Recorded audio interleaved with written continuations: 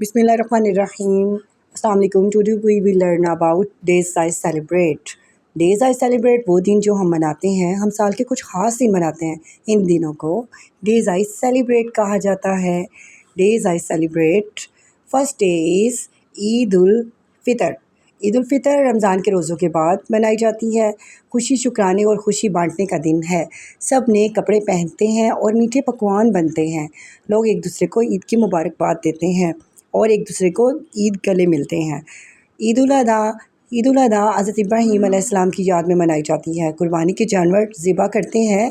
गोश्त गरीबों और रिश्तेदारों में तकसीम किया जाता है. ये दिन हमें कुर्बानी और एसार का सबक देता है.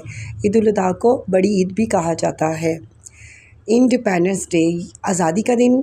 14 अगस्त 1947 को पाकिस्तान आज़ाद हुआ. 14 अगस्त 1947 को पाकिस्तान हमें आज़ादी के तौर पर मिला.